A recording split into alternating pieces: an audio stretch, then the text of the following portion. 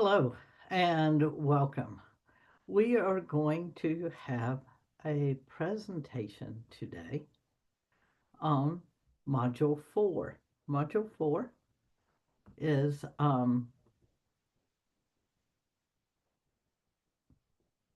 community engaged and participatory disaster research. So I'm sharing my screen here with you, and hopefully this will go fairly smoothly. So wherever you are, good morning or good afternoon, and welcome to Module 4, Community Engaged and Participatory Disaster Research. I'm Roberta Lavin, and today we're going to explore one of the most critical aspects of disaster research, collaborative approaches to disaster studies and meaningful community involvement. The module represents a pivotal transition in our course. We're moving from learning about disaster research to actually developing your own research direction. Over the next 2 hours ish, we'll cover materials from chapters 19 to 21 of the Handbook of Disaster Research, discuss some core principles of community-based research, and prepare you to identify a meaningful research gap for your poster presentation due March 15th. The central theme today is this: effective disaster research cannot happen in isolation from the communities it aims to serve. Trust, relevance, and authentic partnership are not optional. They're essential for ethical and effective disaster research. So let's get started.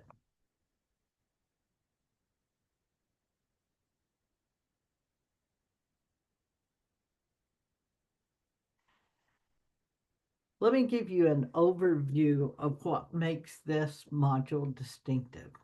We're focusing on four key areas: community engaged research. This module emphasizes ethical, collaborative collaboration between researchers and communities. We're not talking about researchers simply consulting communities or or informing them of decisions already made.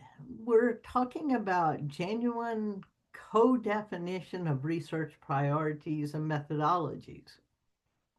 Communities should have equal voice in determining what questions get asked, how studies are designed, and how findings are used.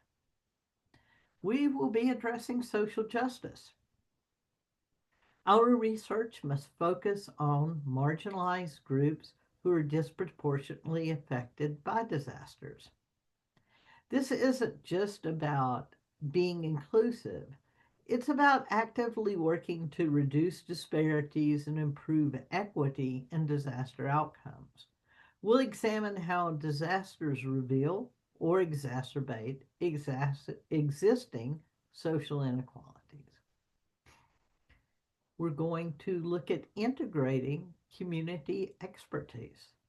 The module highlights the value of Indigenous knowledge and local hazard awareness.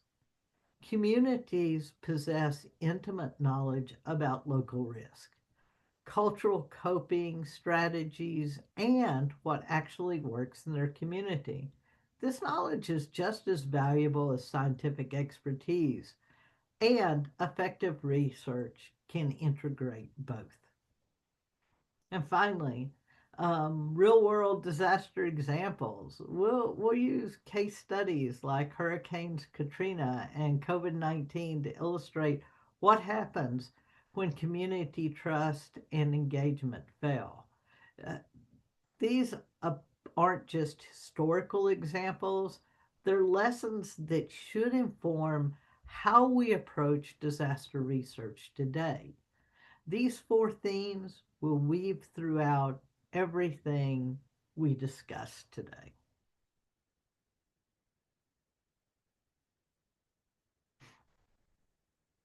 So, Module 4 learning objectives. By the end of this module, you should be able to accomplish the 4 learning objectives.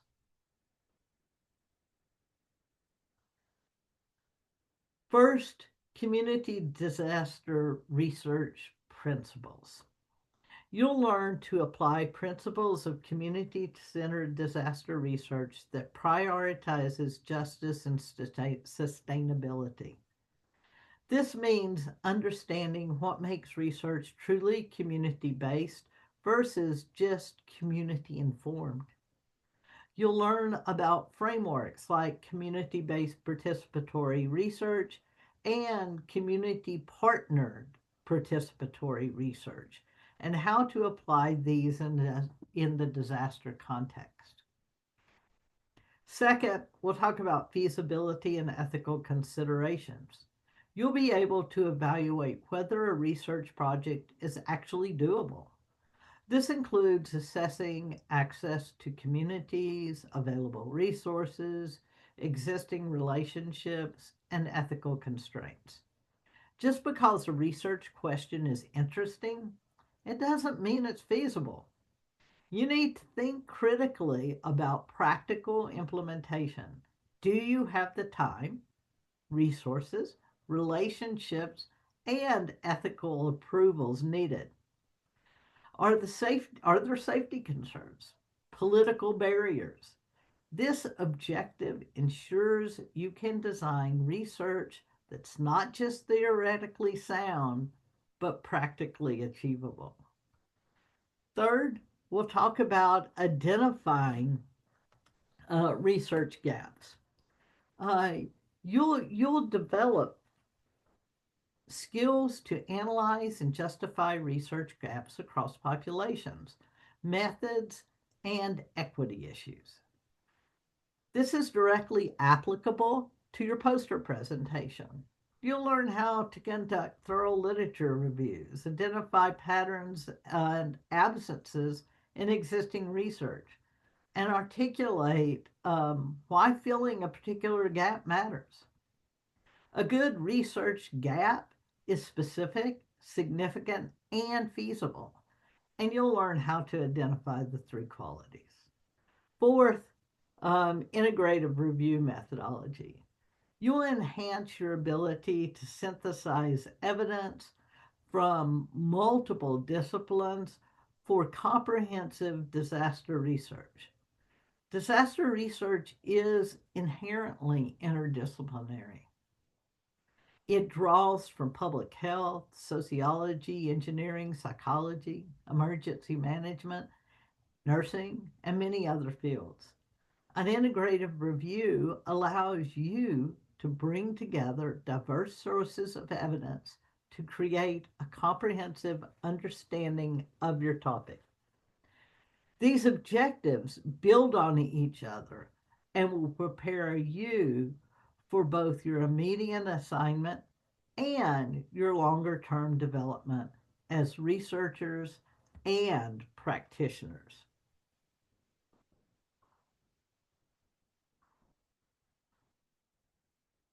So let's dive into the content. We'll start by exploring the foundations of community engagement and disaster research, why it matters, and what it looks like in practice, and what we can learn from the research literature.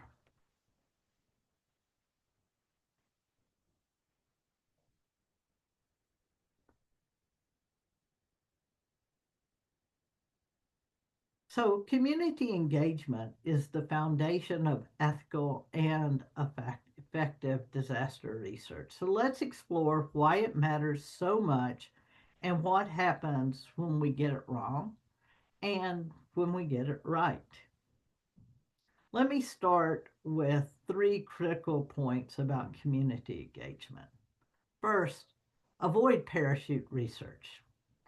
Um, This traditional model of disaster research often followed what we call parachute research. Researchers who would drop into a community after a disaster, collect their data, publish their papers, and leave. The community rarely saw benefits from the research and often felt exploited and misrepresented. This research creates mistrust that can last for generations. When the next disaster strikes or the next researcher arrives, community members uh, being used are less likely to participate or to trust the process. Second, local knowledge plus community priorities improve outcomes. Communities possess knowledge that no outside expert can match. They know who the vulnerable residents are, what routes, which routes flood first, what community channels actually work, and what solutions fit their cultural context. When research incorporates this local knowledge and addresses community identified priorities rather than researcher imposed questions, the outcomes are better. The research is more relevant, more accurate, and more likely to lead to meaningful change. And third is the equity focus. Vulnerable groups, including low income communities, communities of color, elderly populations, people with disabilities, and undocumented migrants, are disproportionately affected by disasters. The same communities often have the least voice in disaster planning and research. Community equipment is a mechanism for addressing these inequalities by ensuring that those most effective have genuine power in shaping research and using findings to advocate for change. Without community engagement, we risk perpetuating the very inequalities we claim we want to address. Um, this actually takes me back to a story of when I was actually doing disaster response and what we thought were the communities that were at greatest risk. And the issue arose because the communities that were at risk were often the ones that could not self evacuate. So those were the people that you needed to help. And they needed more assistance. And it included the elderly, but it also, and people with disabilities, but it also included children and people without transportation. One of the things that happened, though, in one particular disaster was the people that couldn't self evacuate also include people that were in prison, people that for legal reasons couldn't evacuate, people that had been identified as sex offenders or pedophiles that basically had legal orders that said they couldn't leave without permission. The result was that if you did what you had always done, all these people would be put together in one place to be evacuated. So the children would be with the criminals and the pedophiles. This can obviously not happen. And it's one of those reasons you have to be careful in your response and in your preparedness and your research that you know what it means when you set up plans and policies.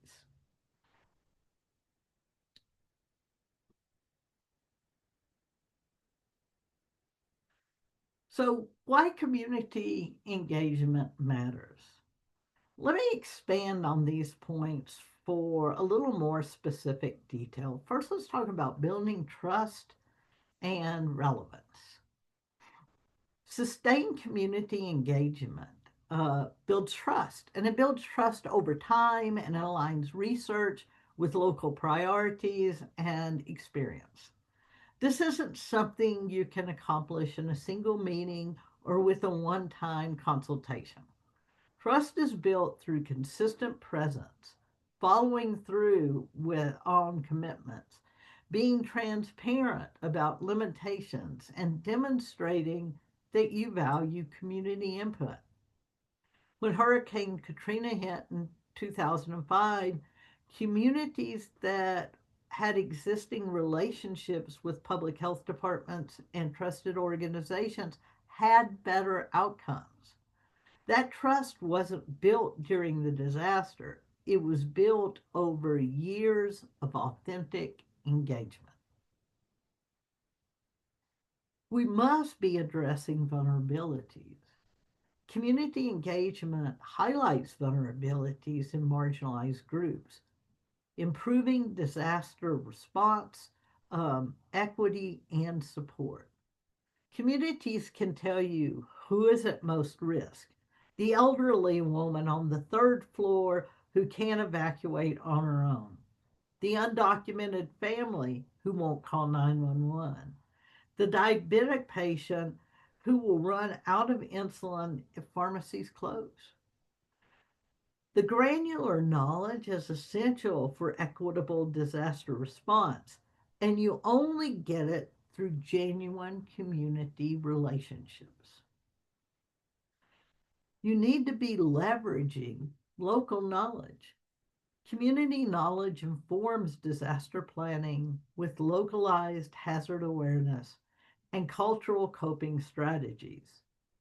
For example, indigenous communities often have traditional knowledge about weather patterns, flood cycles, earthquake resistant building techniques developed over generations. Immigrant communities may have experience with disasters in their countries of origin and can inform preparedness here. And faith communities have established networks for mutual aid. This relationship is invaluable, but it's only accessible if you promote, approach communities with humility and genuine interest in learning from them. And then we want to enhance resilience and equity. Strong social capital and equitable engagement accelerate recovery and prevent um, extractive research practices. Communities with strong social ties, where neighbors know each other, where organizations are well connected, where there's collective efficacy, they recover faster from disasters. Research that strengthens these connections rather than extracting data and leaving contributes to long-term resilience. Equitable engagement means ensuring that all community members, not just the most vocal and well connected, have opportunities to participate and benefit. Think about COVID-19 as a recent example. Communities that had existing relationships with public health departments, trusted messengers, and culturally appropriate communication had better vaccination rates and better health outcomes. Communities that had experienced historical exploitation by medical researchers or discrimination by health systems had lower trust and worse outcomes. That's the real world impact of community engagement and the lack thereof.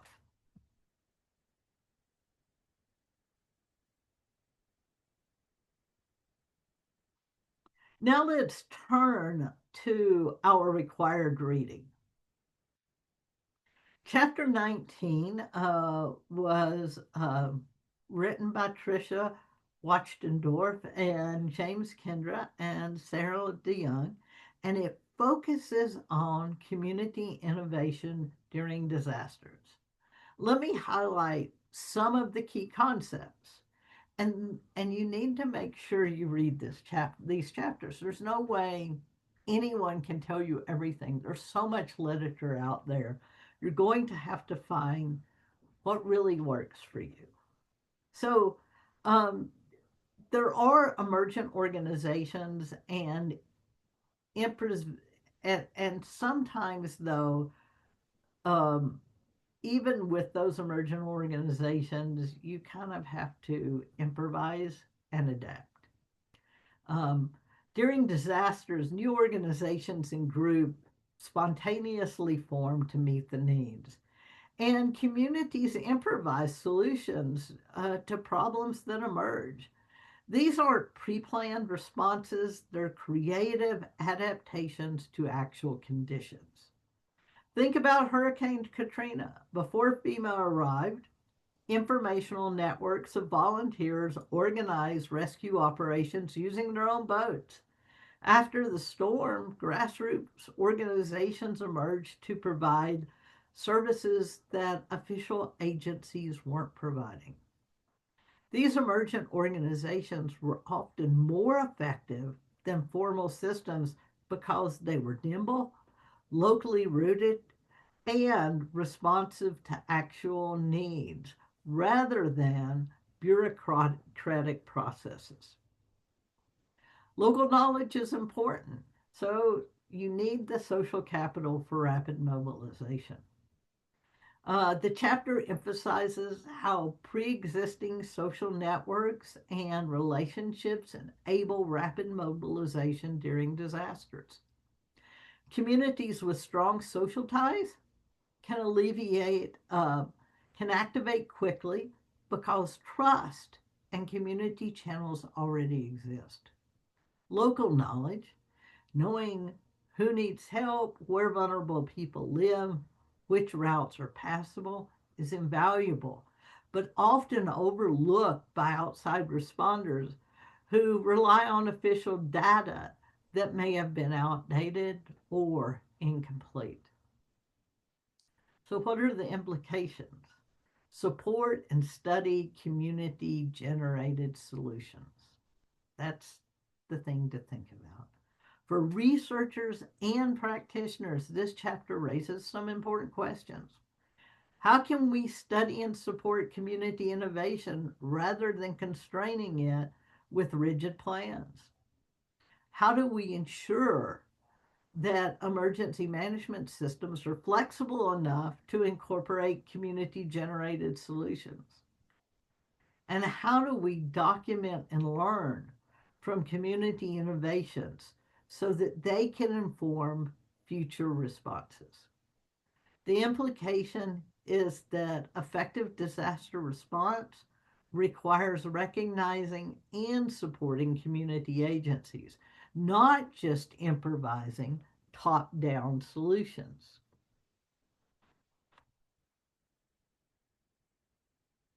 Let me provide more detail on the key themes of Chapter 19. So, let's talk a little bit more about emergency community organizations.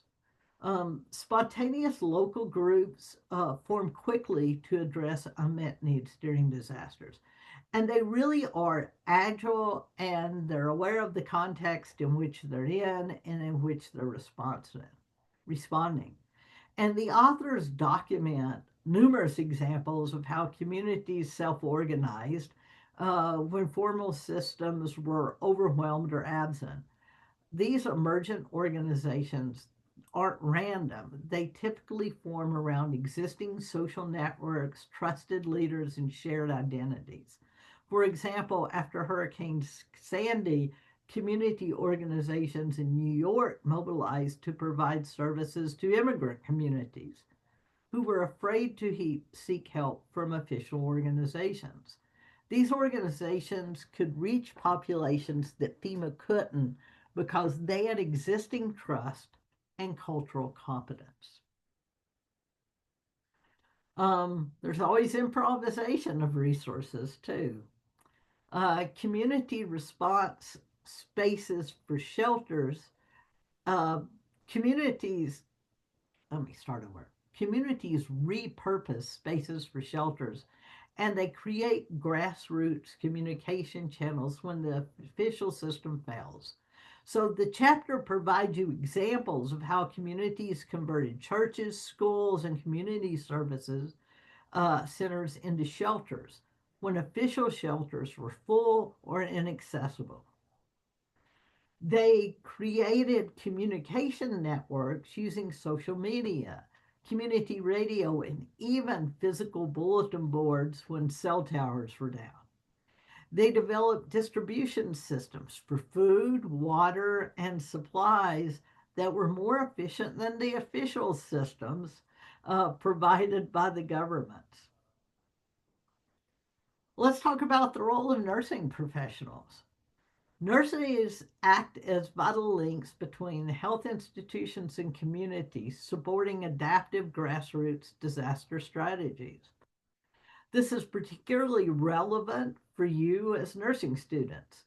Nurses often work at the boundary between formal health systems and communities. You might be the person who knows both the hospital protocol and the community resources. You might be the trusted professional who can contact vulnerable patients and connect them to grassroots organizations that provide services. And understanding community innovation helps you recognize and support informal care networks rather than dismissing them as unofficial or trying to replace them with formal systems. There are important community expertise. So, integrating local knowledge enhances cultural responsiveness and it builds more resilient, adaptable, and disaster uh, than often than the disaster response systems. It'll help build a better disaster response system for the future. The chapter argues that the best disaster response integrates professional expertise with community knowledge. Neither is sufficient alone. Professional responders bring technical knowledge, resources, and coordination capacity. Community members bring local knowledge, cultural competence, and established trust. When these are integrated, when emergency managers genuinely listen and incorporate community input, the response is more effective. For your research, this chapter suggests important questions. How can you study community innovation without disrupting it? How do you measure the effectiveness of emergent organizations? How do you ensure that lessons learned from the community innovations are incorporated into your planning?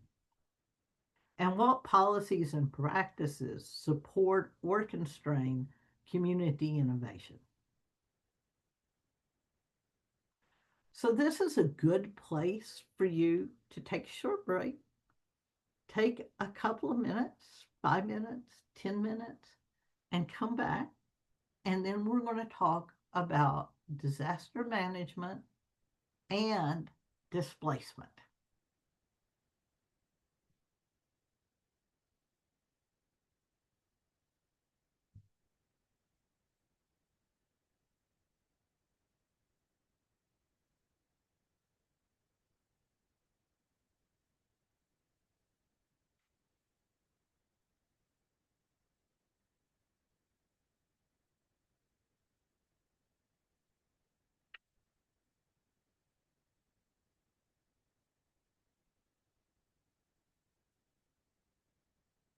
Okay, I hope you stopped your video and you took a break for a few minutes and you have come back and we can continue.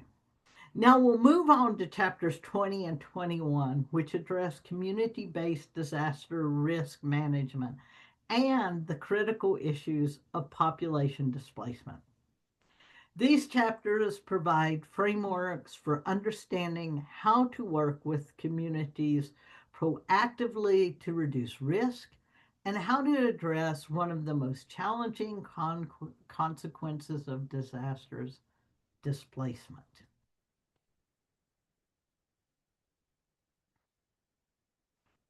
Chapter 20 basically introduces community-based disaster risk management, or CBDRM. The, this represents a paradigm shift from top-down disaster management to approaches that place communities at the center of decision making.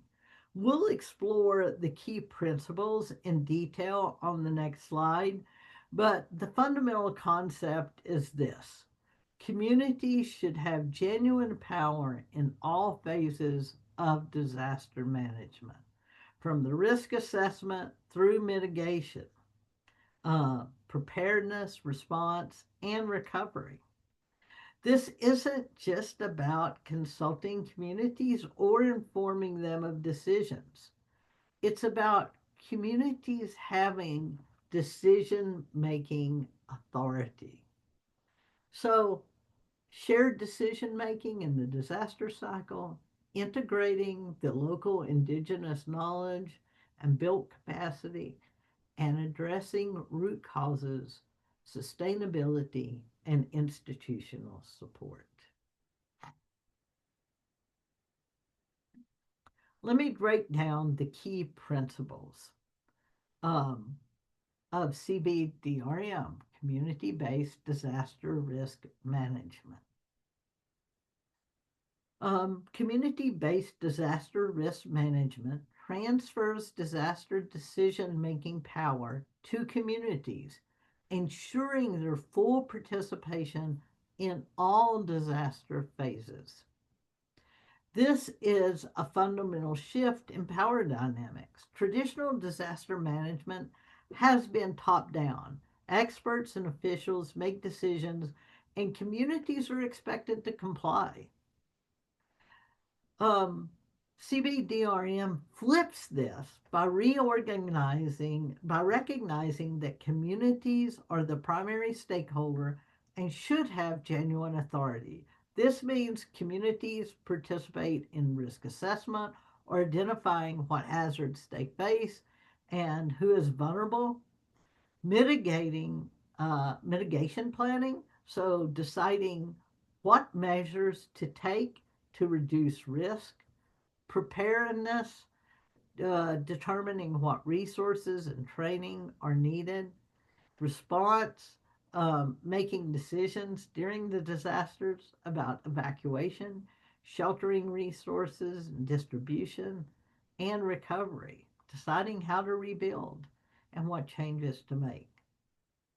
Um, the level of participation requires that communities have not just a voice, but actual decision making power. It also requires that they have access to resources, information, and support to make informed decisions. Let's talk about the local knowledge integration. Indigenous knowledge and community mapping is essential for effective risk assessment and hazard awareness. Communities possess knowledge that no technical assessment can capture. They know from experience which areas flood, which buildings are unsafe, which populations are vulnerable, and what communication methods work, and what solutions fit the cultural context. CBDRM systematically incorporates this knowledge through methods like participatory mapping, where community members create maps showing hazards, resources, and vulnerabilities. Oral histories that document past disasters and traditional coping strategies. Community-led risk assessment that combines local knowledge with technical data, and cultural adaptation of preparedness messages and materials. The chapter emphasizes that local knowledge isn't just a supplemental technical knowledge. It's equally valid and often more accurate for local conditions. Capacity building. Developing local leadership and training residents strengthens autonomous disaster response capabilities. CBDRM focuses on building community capacity so that communities can manage risk independently rather than depending on external resources. This includes training community members in first aid, search and rescue, and damage assessment, developing local leadership and organizational capacity, strengthening community organizations and networks, ensuring communities have access to resources and tools they need, and building skills in advocacy, planning, and coordination. The goal is sustainability. Communities should be stronger and more capable after CBDRM process than they were before, regardless of whether external support continues. And addressing vulnerability causes is just critical. CBDRM tackles root causes of poverty, infrastructure gaps, and local inequalities to reduce disaster risk. This is perhaps the most radical aspect. The chapter argues that disasters are not just natural events, they're products of social, economic, and political conditions that create vulnerability. Poor people are more vulnerable not because they're less capable, but because they have fewer resources, live in more hazardous locations, have less political power, and face discrimination. CBDRM addresses these root causes by advocating for policy changes that reduce vulnerability, improving housing quality and infrastructure in vulnerable communities, addressing poverty and economic inequality, challenging discriminatory practices and policies, and ensuring equitable resource distribution. This means CBDRM is inherently political. It challenges existing power structures and resource distributions. Some of the challenges to CBDRM. The chapter also discusses significant challenges. Power imbalances between communities and external agencies who may resist sharing power. Limited resources and funding for community led initiatives. Difficulty maintaining participation over time as initial enthusiasm wanes. Tensions between community priorities and official priorities, and challenges in scaling up successfully local initiatives to broader levels. For your research, consider how can we measure the effectiveness of CBDRM approaches? What factors enable or constrain genuine community participation?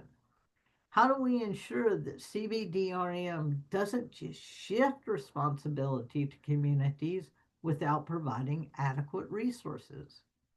And how do we address power imbalances that constrain community decision making? Chapter 21 addresses one of the most challenging aspects of disasters, population and community displacement. And let me highlight the key themes. First, we're going to talk about types of evacuation, short term and long term displacements. The chapter distinguishes between temporary evacuation, days to weeks, um, short term displacement, which is weeks to months, and long term or permanent displacement, which is months to years to forever. Each type presents different challenges. Temporary evacuations might disrupt daily routines, but people expect to return quickly. Short term displacements create uncertainty and stress as people don't know when they can return. And long term displacement, as we saw after Katrina, where some residents never returned to New Orleans, fundamentally alters communities and individuals' life trajectories. Some people displaced by Katrina are still displaced nearly 20 years later. Health, continuity of care, mental health, and and all the disrupted supports have to be considered. Displacement has profound health impacts. It disrupts access to health care and medications. Think about diabetic patients who can't access insulin, or people with mental illness who can't get their medications or see their providers. It disrupts continuity of care for chronic conditions. It causes mental health problems, elevated rates of depression, anxiety, and PTSD. And it disrupts social support networks that buffer stress. It disrupts health promoting routines and behaviors. Children and elderly populations are particularly vulnerable. The chapter cites research showing that health impacts of displacement can persist for years. And then equity and justice. Disproportionate impacts and policy choices must be considered. Displacement disproportionately affects vulnerable populations. Low income families have fewer resources to evacuate or to relocate. Anybody that has ever moved in their life knows how expensive it is to move from one city to another, to find a new place to live. Just the amount of things you have to do and the amount of people that want deposits, from rental deposits to utilities deposits and so forth. Um, Renters have less control over housing decisions than homeowners. Undocumented immigrants have fear of seeking assistance, and people with disabilities face accessibility barriers. The chapter discusses how displacement can exacerbate existing inequalities. After Katrina, many low income African American neighborhoods were not rebuilt, while wealthier areas recovered more quickly. This wasn't just about resources, it reflected political decisions about whose communities were worth rebuilding. There are justice issues, not just logistical challenges.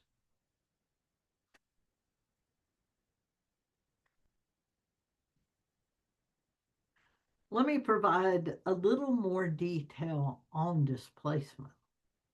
Um, Displacement ranges from short term evacuations to prolonged relocations, each causing distinct social health impacts. Um, the chapter emphasizes that displacement isn't just about physical location, it's about disruption of every aspect of a person's life. When people are displaced, they lose their homes and possessions, their neighborhoods and their family environments, their social networks and support systems, their routines and sense of normalcy, their connection to place and community identity, often their jobs and economic stability, and access to their usual healthcare providers and services. A dur- the duration of displacement matters enormously. A few days in a hotel is stressful but manageable.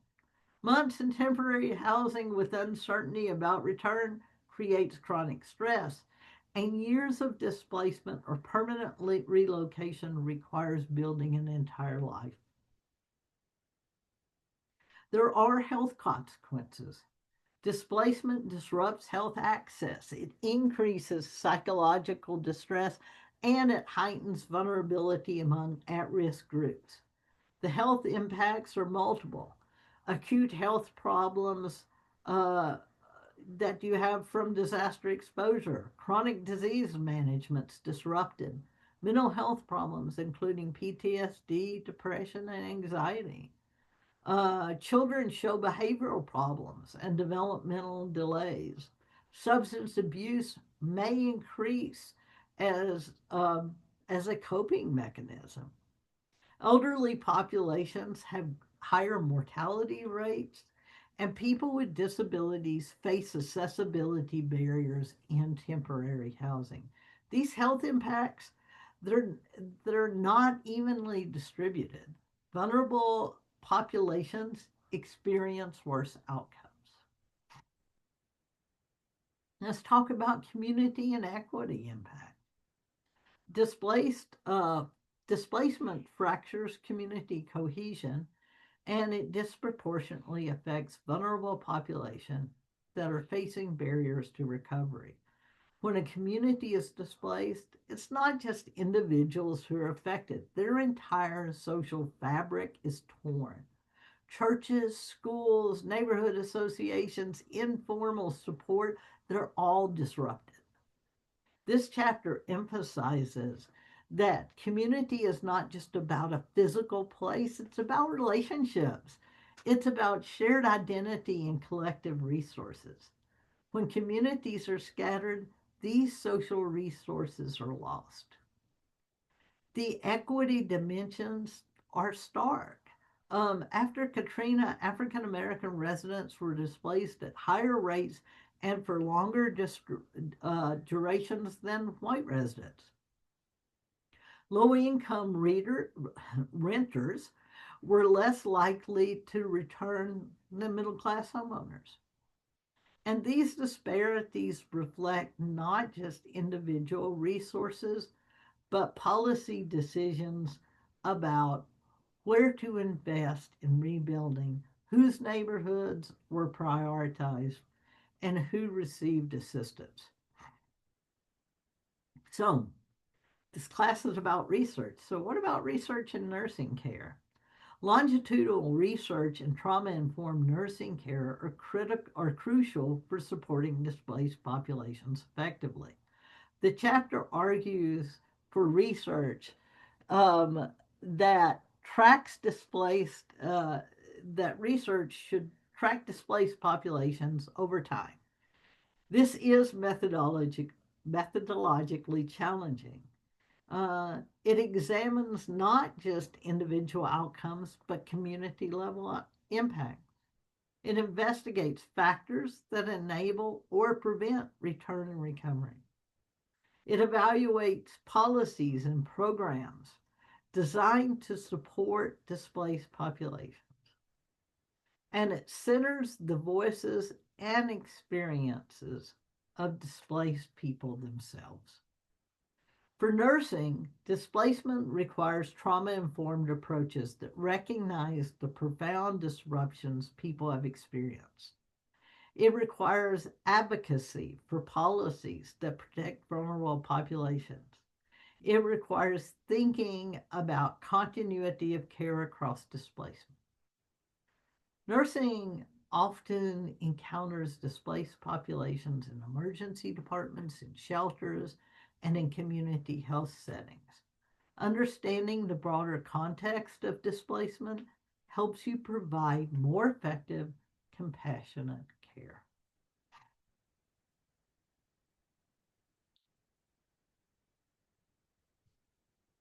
Some core principles of community based disaster research. Um, we can synthesize these core principles, and these should guide the community based disaster research we do. First of all, it needs to be an authentic partnership with shared power. Um, Community based research requires genuine partnership and not just consultation. This means communities have an equal voice in defining research questions, designing methodology, interpreting findings, and designing how results are disseminated and used. This is often called community based participatory research or community partnered participatory research. It's based on the recognition that communities are experts of their own experiences and context. The power is shared based on the research process. Um, And then you have to have an equity and social justice orientation. So, disaster research must explicitly address how disasters and disaster policies affect different groups differently. This requires examining power structures and systematic inequalities, ensuring research includes benefits marginalized groups, and challenging policies and practices that perpetuate vulnerability, and advocating for equitable resource distribution. Equity isn't an add on, it's central to the research design and purpose. We need to integrate multiple knowledge systems. So, capacity building, action, cultural humility, and ethics. Effective disaster research integrates scientific, technical knowledge, local indigenous knowledge, experiential knowledge from disaster survivors, and professional knowledge from practitioners. No single knowledge system is sufficient. Research should build community capacity, not create dependency. This means training community members in research skills, leaving behind tools and resources communities can use, strengthening local organizations, and ensuring benefits continue after the research project ends. Community based disaster research isn't just about generalized knowledge or generating knowledge, it's about creating change. Research should lead to improved policies and practices, enhance community preparedness and resilience, reduce vulnerability, and more equitable disaster outcomes. Researchers must approach communities with cultural humility, recognizing that culture shapes how people understand and respond to risk. Communication must be culturally appropriate. Research methods may need to adapt to fit the cultural context, and researchers have much to learn from the communities. We are learning from them. Beyond standard research ethics, community based disaster research requires avoiding exploitation of vulnerable populations. Ensuring informed consent is truly informed, protecting privacy and confidentiality, being accountable to communities, not just academic institutions, and carefully considering political harms and benefits. These principles aren't just ideals, they're practical necessities. Research that violates these principles often produces poor quality data, it damages community trust, and it can eventually harm the communities that it claims to help.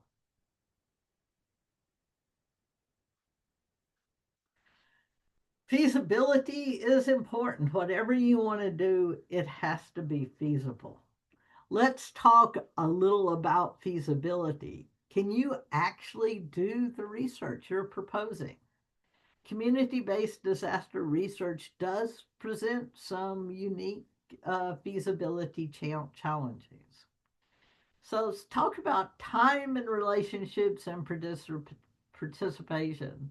Disasters really are unpredictable.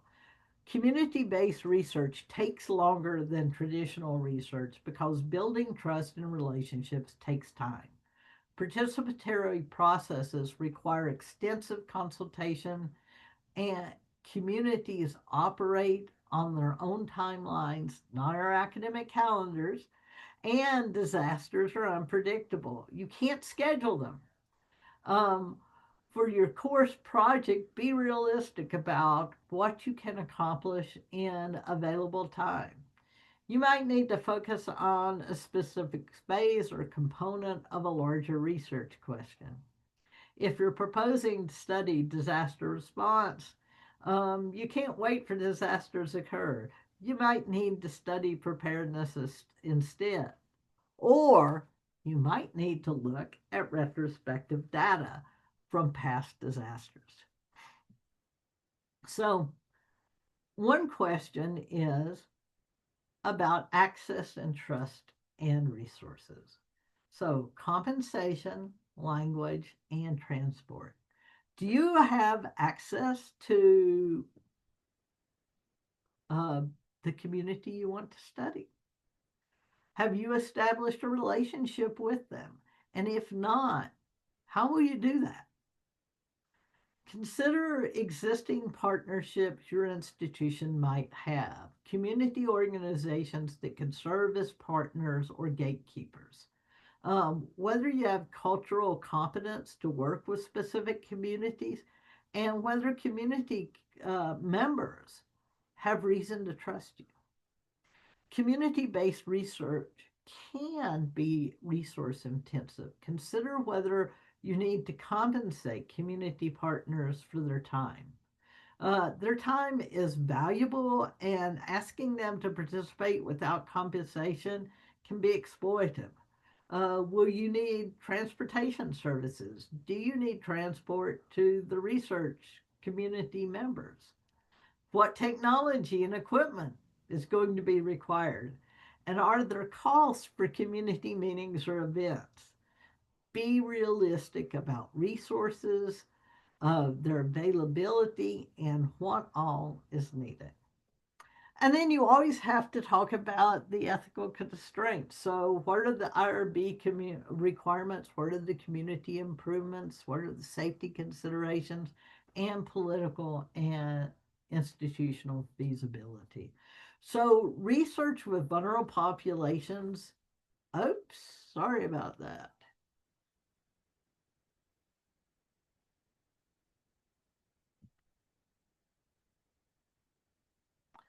All right, let's go back. Hit the keyboard. Um, So, IRBs, research with vulnerable populations or in disaster context may require additional ethical review.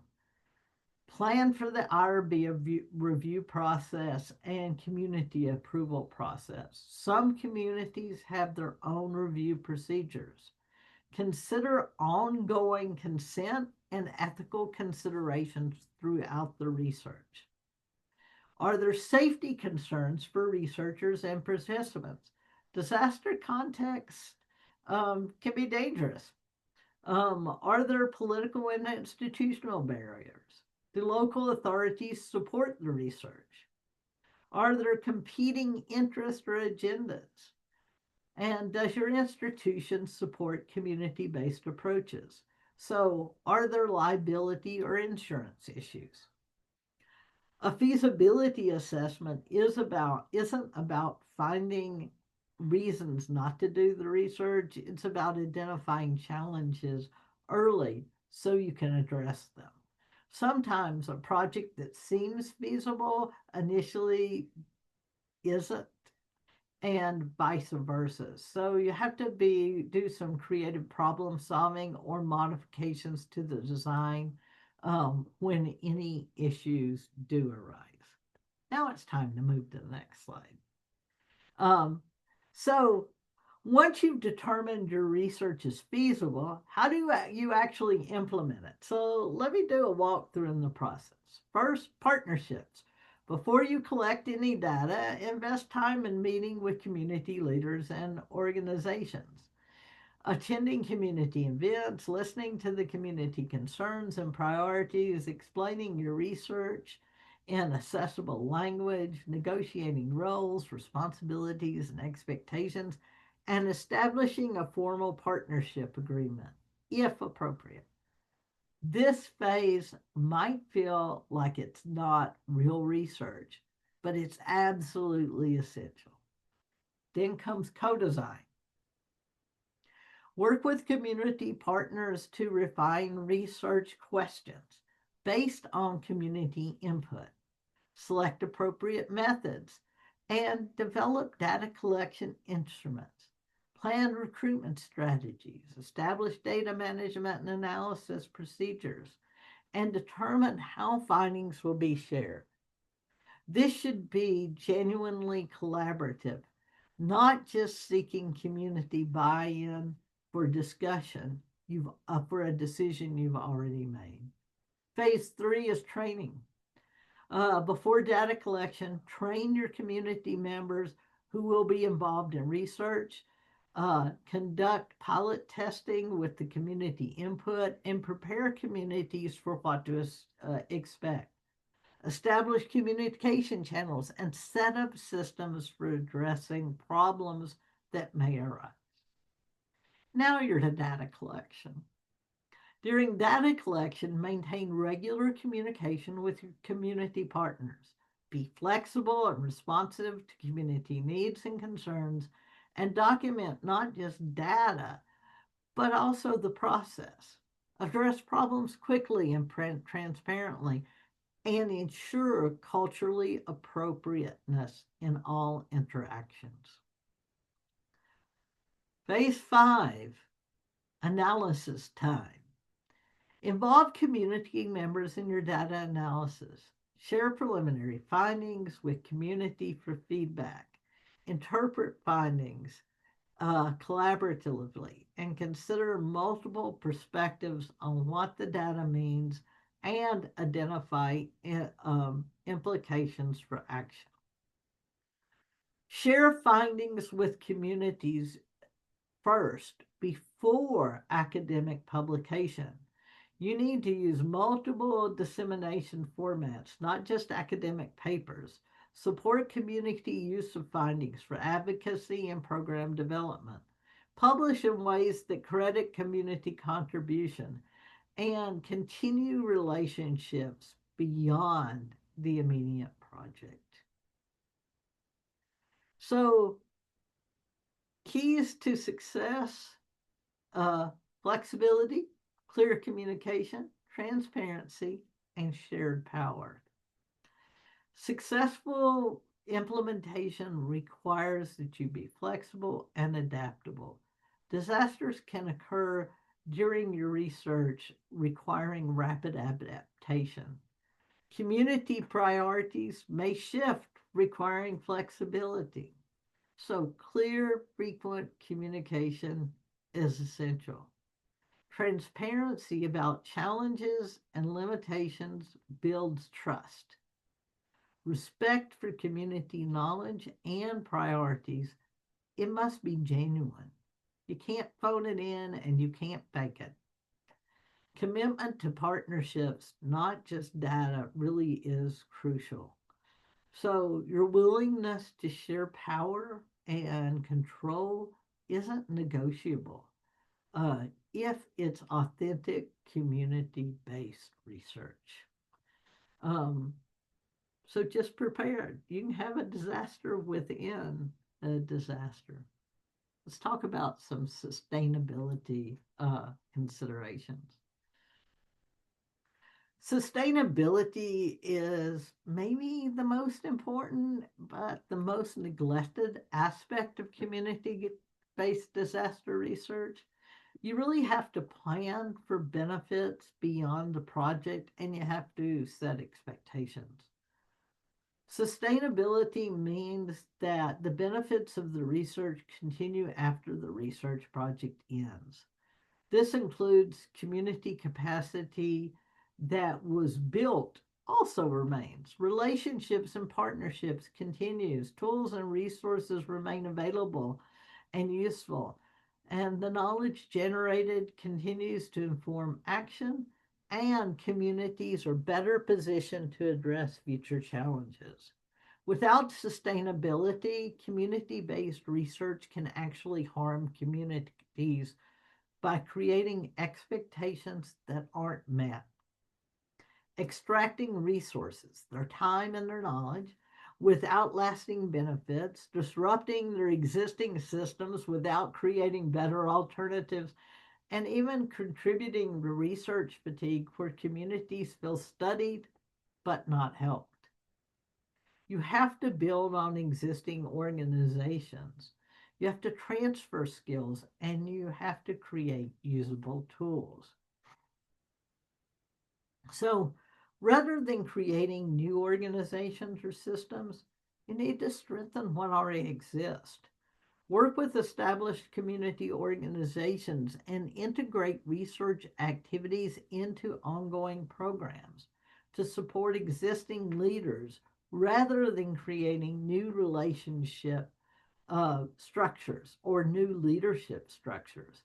And use existing communication channels and networks if they're available. You need to ensure community members gain the skills that they can use beyond your project.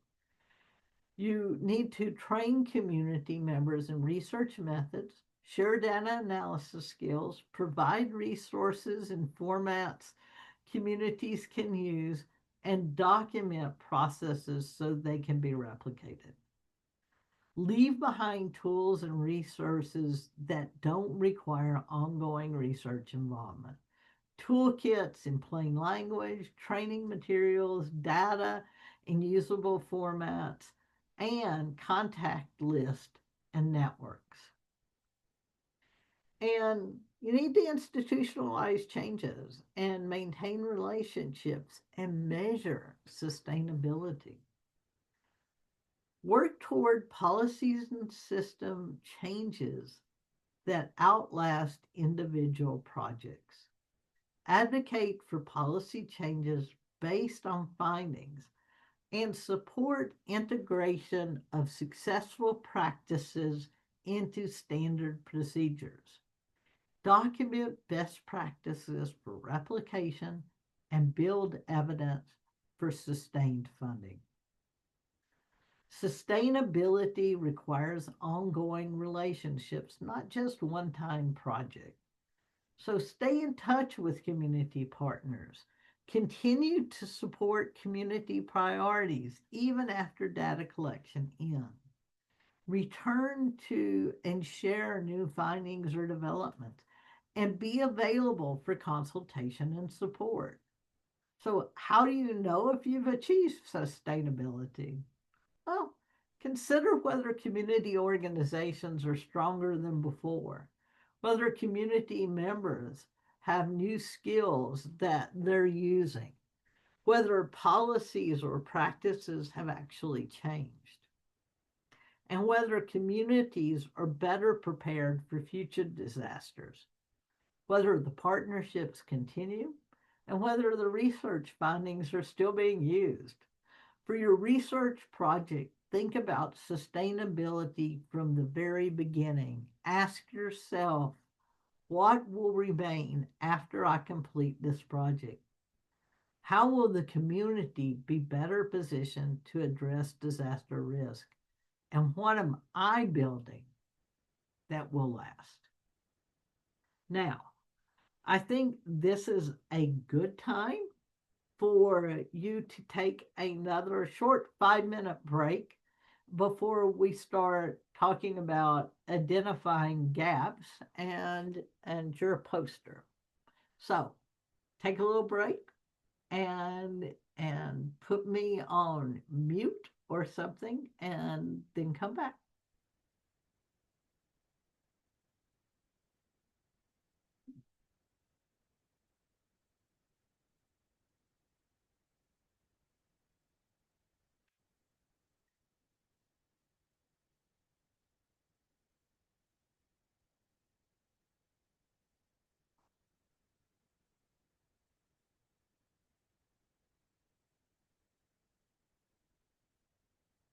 Okay. Um, I hope you took a break and walked away for a while, put this on pause, and came back. So let's talk about identifying research gaps and what you're doing for your poster. And anybody can talk to me about any poster idea, and and I'm sure that's already, and we know that that's already done.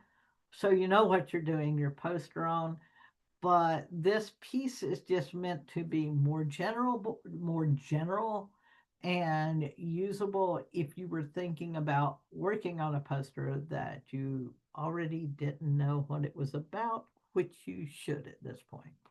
So let's turn to a critical skill for your poster presentation, Identifying meaningful research gaps. So, how do you make gaps specific, significant, and feasible?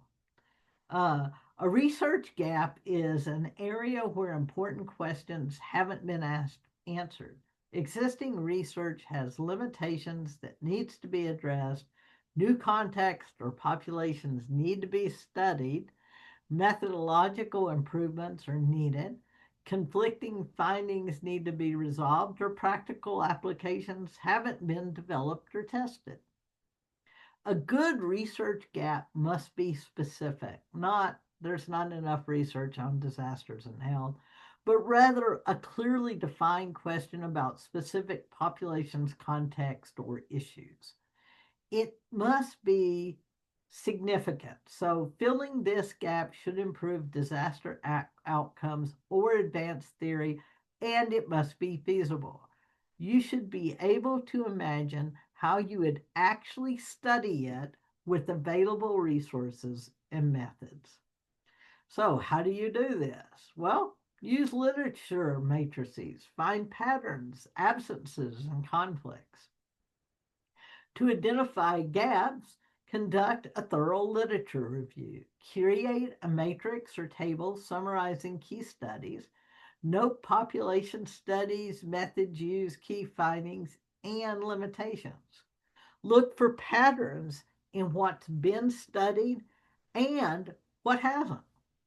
Identify absences, what populations, context, and questions are missing, and note where findings conflict and where limitations are repeatedly mentioned. And then you want to tie the gaps to equity and practice impact. Note that all gaps are worth filling. Your gap, your gap should connect to equity and social justice. How would filling this gap reduce disparities or improve outcomes for vulnerable populations? It should have practice impact. How would filling findings inform policy, programs, and clinical practice? And for nursing students, think about how your research gap connects to health systems, nursing practice, and health equity.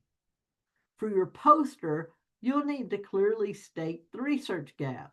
Provide evidence from the literature that it's actually a gap. Explain why it matters for nursing and health systems and equity, and describe how you would address it. We'll practice this in an exercise later, or you can practice working on your poster.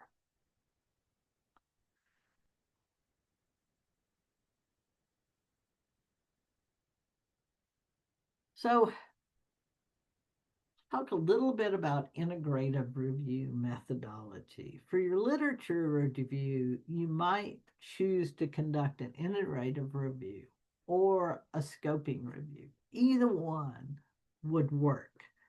Um, an integrative review is a specific type of literature review that synthesizes research using diverse methodologies. It includes both empirical and theoretical literature. It generates new frameworks or perspectives, and it identifies gaps in future research directions. Unlike systematic reviews, which focus on answering a specific question using strict inclusion criteria, integrative reviews are broader and more flexible. They're particularly useful for disaster research because this field is interdisciplinary and uses diverse methods. So the steps tend to be you identify the problem, you search the literature, you evaluate it, you analyze, and then you present. So the steps are first, problem identification. Define your topic area. Specify your purpose and develop an initial research question or questions. Second is your literature search. Identify relevant databases and develop search terms. Set inclusion and exclusion criteria and document your search strategy and search multiple sources. Third, data evaluation. assess quality of sources, extract relevant information, and note methodologies, populations, findings, and limitations. Fourth, analyze your data. Look for themes and patterns, compare and contrast findings, identify consistencies and contradictions, and note gaps and limitations. And fifth, presentation. Organize findings logically. Use tables and figures to summarize, synthesize rather than just summarize, and identify implications for future directions.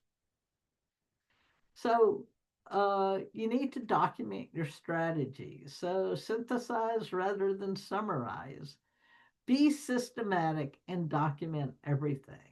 Use reference management software like EndNote or Zotero or Mendeley. Just don't describe studies, analyze and synthesize. What patterns emerge? What's missing? What did the findings mean collectively?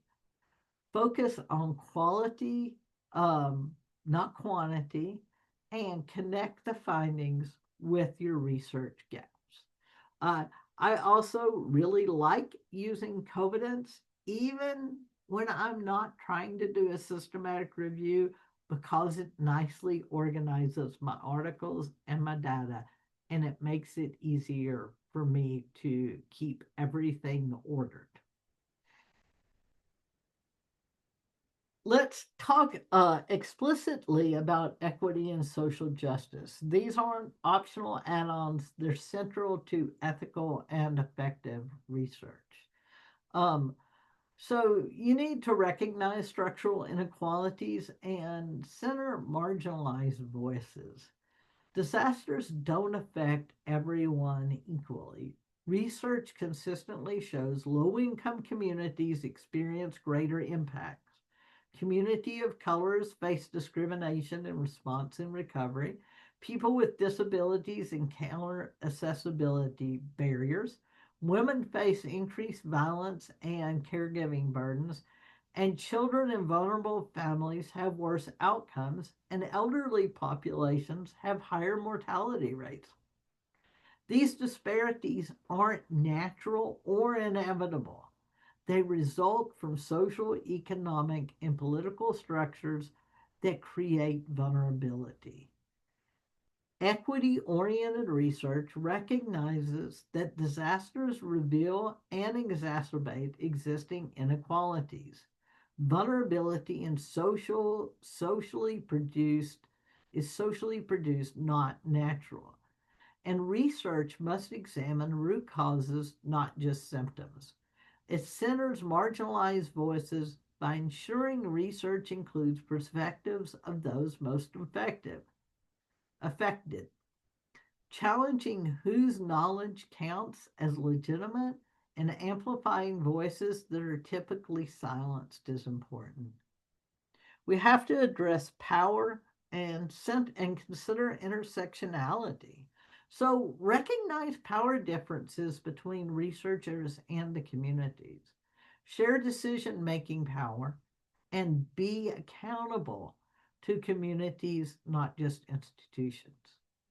Consider intersectionality. People have multiple identities that interact. Don't treat groups as homogenous. Consider how race, class, gender, disability, and immigration status and other identities interact to shape disaster vulnerability and outcomes. So, um, disaggregate your data. Um, Make accessible dissemination and advocate. So, an analysis disaggregate data by relevant social categories and examine differential impacts on outcomes and look for structural explanations, not just individual factors. In dissemination, share findings in formats accessible to communities.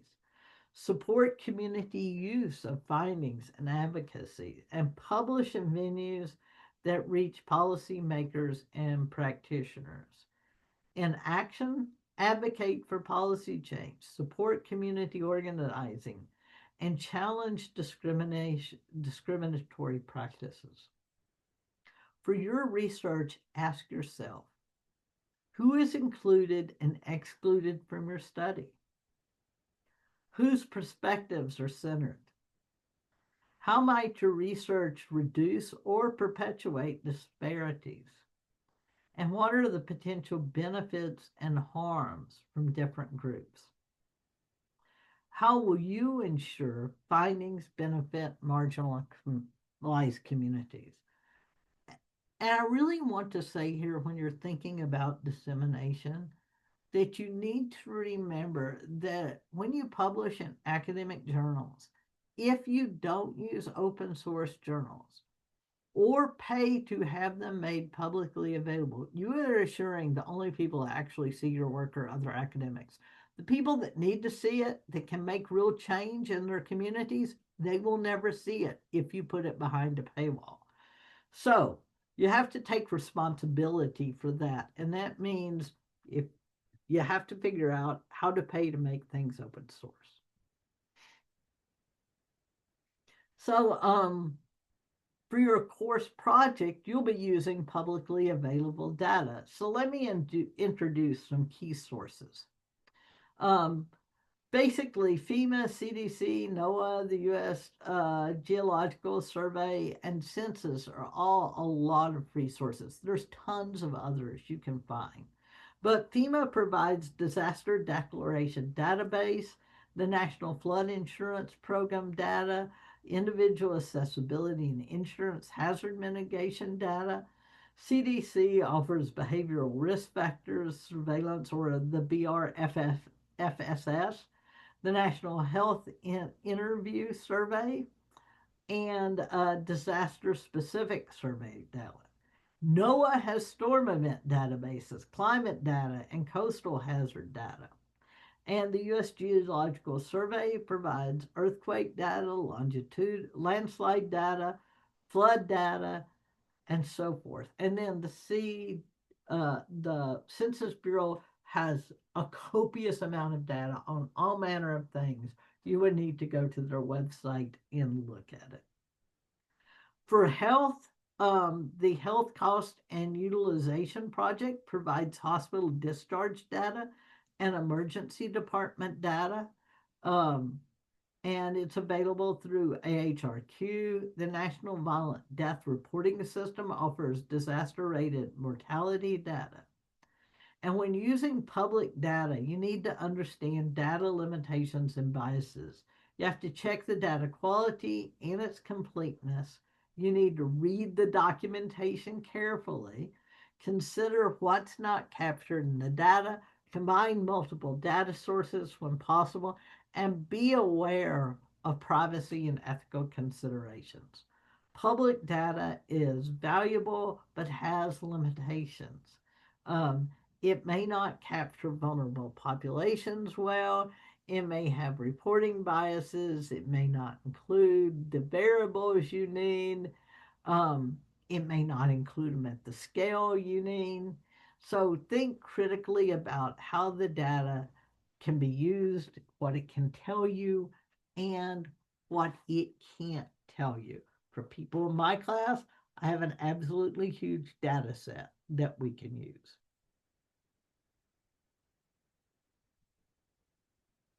So, there are some recommended supplemental articles for you. I want to recommend 5 supplemental articles for you that may be helpful. So, Plow et al. 2013 is about LA community resilience, and it describes Los Angeles County Community Disaster Resilience Project, and it provides a real world example of how large a public health department implemented community resilience principles. It's particularly relevant for understanding how to operationalize community engagement and practice. So, some key takeaways um, include a shift from traditional preparedness to community resilience, some practical strategies for community engagement, and some challenges and lessons learned. So I think it's a good article. Then there's an article by Wells in 2013 on CPPR and mental health. It focuses specifically on mental health and disaster recovery, and it uses examples from Los Angeles and post Katrina New Orleans. And it demonstrates how community partnered participatory research can be applied in the disaster context. So that's also a good one. And then I have a list of other articles that I will share with people. I will put them on Canvas for you, and you can look up through the library and pull the ones that you're most interested in. You do not need to pull all of them. So, connecting to nursing practice and the health systems, let's explicitly connect what we've learned and to nursing practice and health systems. So think about roles in direct care, community advocates, liaisons, and researchers. Nurses have multiple roles in disaster preparedness and response. As direct care providers, you provide triage and emergency care, chronic disease management during displacement, mental health support, infection control, and medication management. As community health advocates, you identify vulnerable populations, you connect people to resources, you advocate for equitable policies, and you provide health education and risk communication. As coordinators and liaison, you bridge formal health systems and communities. You coordinate with community organizations. You facilitate communication and connect people to services. And as researchers and evaluators, you document outcomes. You identify the gaps in services. You evaluate interventions and you contribute to the evidence base.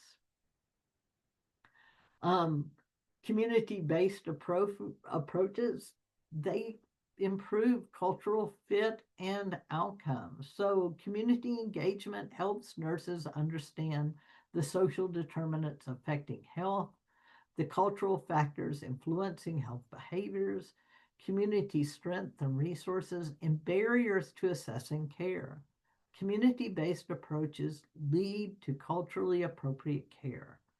Interventions that address root causes, solutions that fit community context, and better patient outcomes. They build trust between nurses and communities, partnerships with community organizations, networks for referral and support, and sustainable improvements. They identify and address disparities. They ensure services, research vulnerable populations, and challenge discriminatory practices, and promote health justice. So then you should know the systems, preparedness with equity, flexibility, and partnership. So health systems need to build relationships with communities before disasters. You need to ensure culturally and linguistic competence. You need to address the social determinants of health and create flexibility and adaptive systems. You must identify and address disparities in disaster response, ensure services are accessible to all, allocate resources equitably, and monitor outcomes by population groups. You should partner with community organizations, support community health workers, leverage community strengths, and avoid duplicating existing services. You need to maintain services during displacement, support mental health recovery, address chronic disease management, and rebuild in ways that reduce future vulnerability. As nurses, you can advocate for community based approaches in your organizations. You can build relationships with community organizations and ensure your practice is culturally responsive, address social determinants, not just symptoms, participate in disaster planning and response, and conduct or support research that benefits communities. So, here's a practical little exercise for you. And you can think about this offline, but it's something to think about.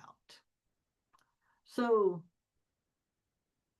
let's do this practical exercise to help you start identifying your research gaps. So, ideally, what you should do is take about 5 to 7 minutes to work through these questions individually. So, first, pick a disaster, a population, a phase, and an outcome. So, choose the disaster type you're interested in: a natural hazard like a flood, a hurricane, an earthquake, a wildfire, or a technological disaster, or a public health emergency like a pandemic, or a complex emergency.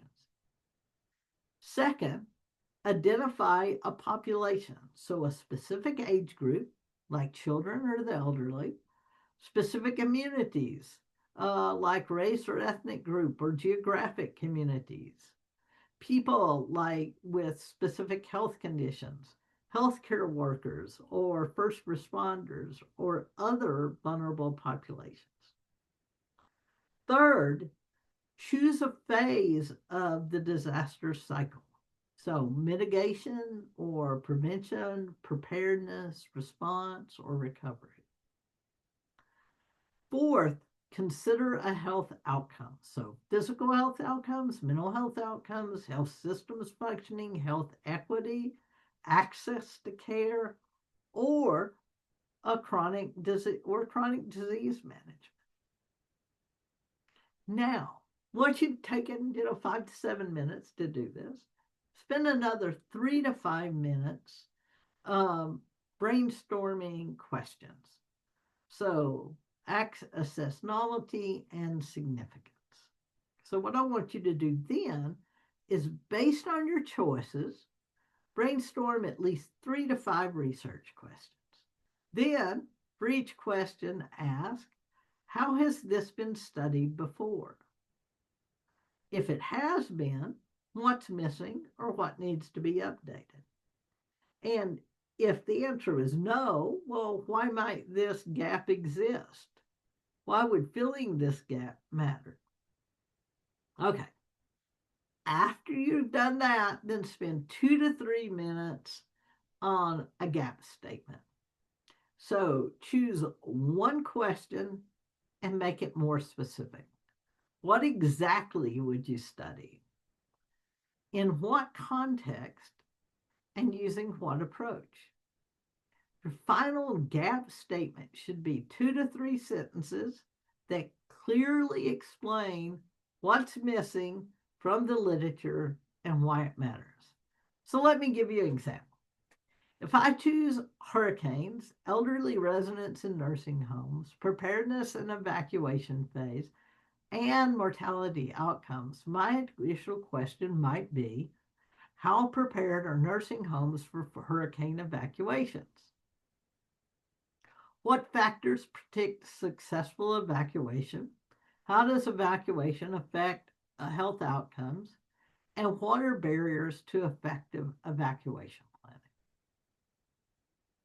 After preliminary literature review, I might discover lots of research on evacuations in general, some research on nursing home evacuations, limited research on specific health outcomes post-evacuation, and almost no research on how evacuation decisions are made.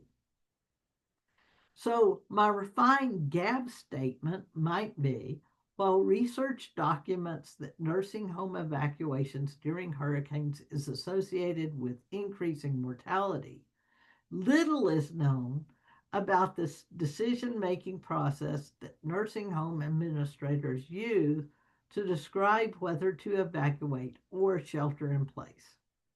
Understanding these decision-making processes could inform policies and training to improve evacuation decisions and reduce mortality among this vulnerable population.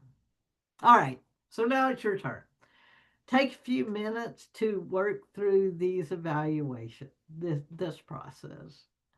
And once you've taken some time to do this, put this on pause, do this, come back, and we'll finish up the presentation.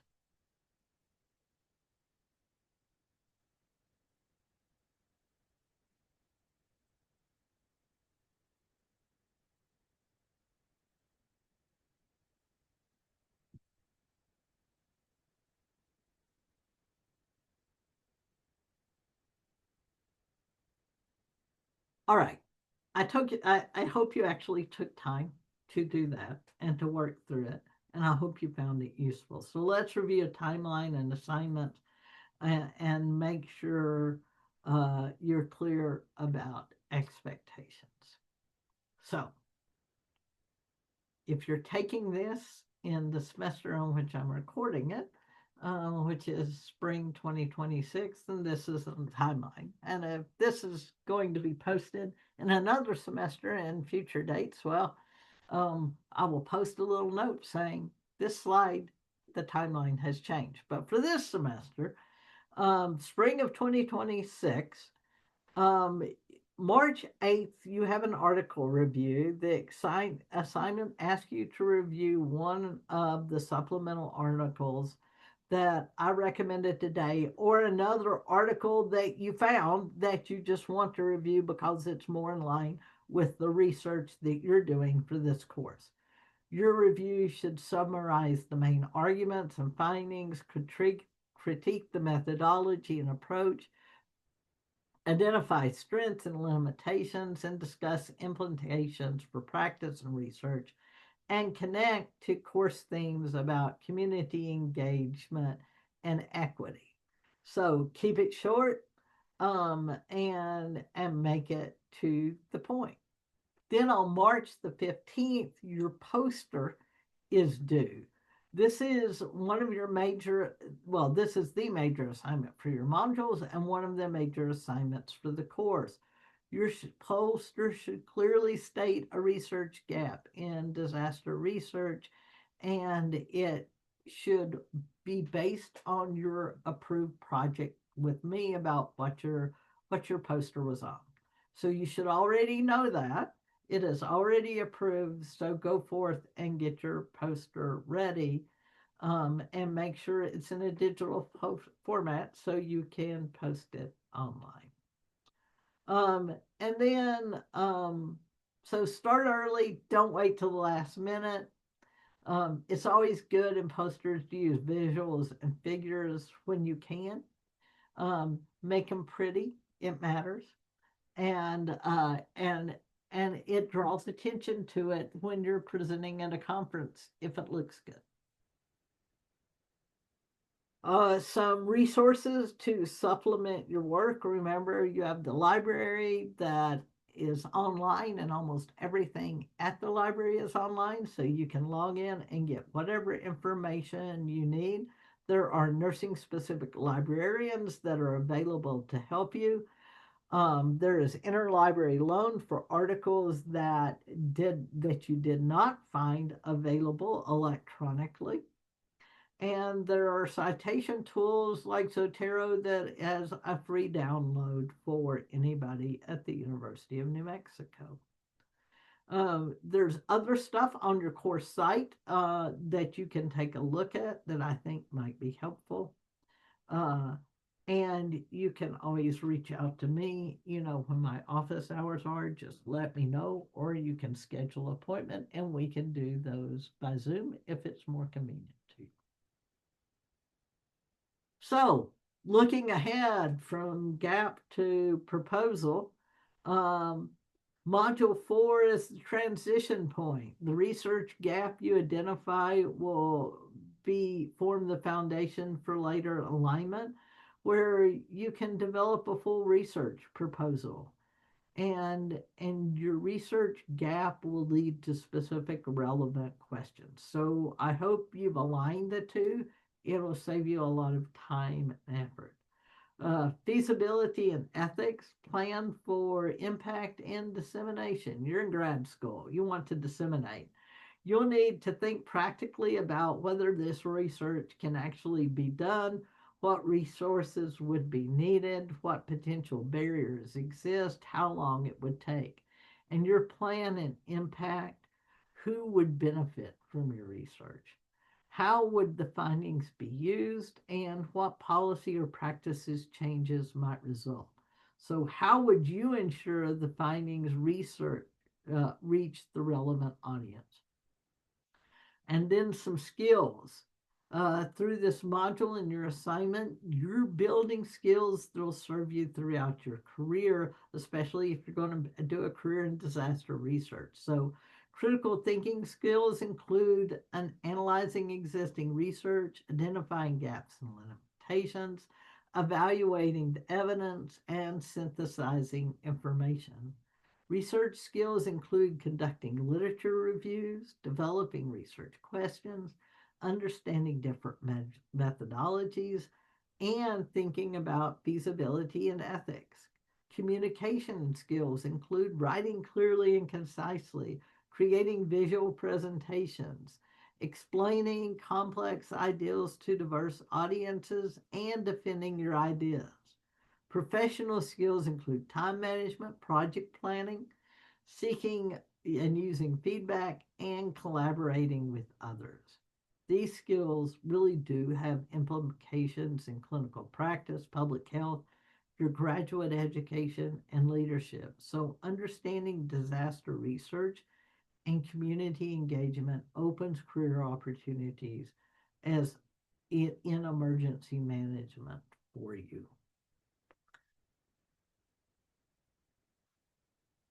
So, questions and discussions. Um, we've covered a lot of material today, so I want to give you an opportunity to think about some questions. What builds trust in communities? Think about a community that you're part of. If researchers wanted to study disaster preparedness in your community, what would authentic engagement look like? And what would make you trust them?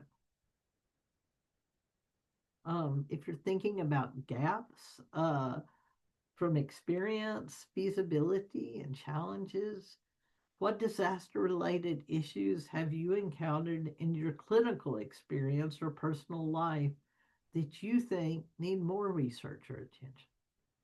And what do you think are the biggest challenges to conducting community based disaster research?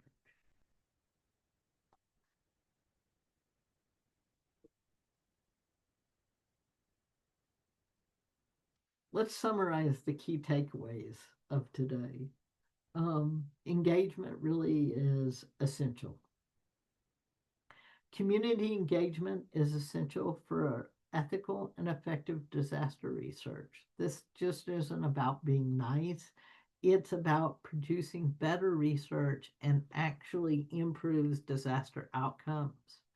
Equity and justice must be central. Disaster disproportionately affect vulnerable populations, and our research must explicitly address these inequalities by centering marginalized voices and examining structural causes of vulnerability and advocating for equitable policies.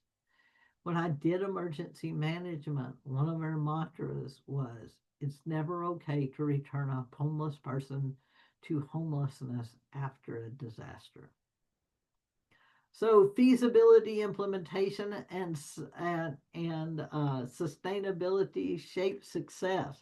It's not enough to have a good research idea. You need to think practically about whether it can be done, how it will be implemented in a way that respects communities, and what will remain after the research project ends. These considerations shape whether research actually makes a difference. And then You need to define specific significant gaps, and you need to integrate knowledge systems. So a good research gap is specific, significant, and feasible. It addresses an important question and is clearly defined. It has practical and theoretical significance, and it connects to the broader issues of equity and health. Effective disaster research integrates multiple knowledge systems, scientific, technical knowledge, local and community knowledge, experiential knowledge from survivors, and professional knowledge from practitioners. As you work on your assignments, remember that identifying a research gap is iterative. You think your thinking will evolve. Use the resources available to you. Think about how your research could make a real difference and keep equity and community engagement at the center. The research gaps you identify and the work that you do genuinely improve outcomes for vulnerable populations. So thank you for engaging today. I look forward to seeing your poster and learning about the research gaps that you identify. So here's some additional references for you. I think these are good resources. I will list all of these um, in your Canvas site, and hopefully you'll look up some of these, and maybe one of these you will do your analysis about. So thank you very much. You know my office hours, and you know how to get a hold of me.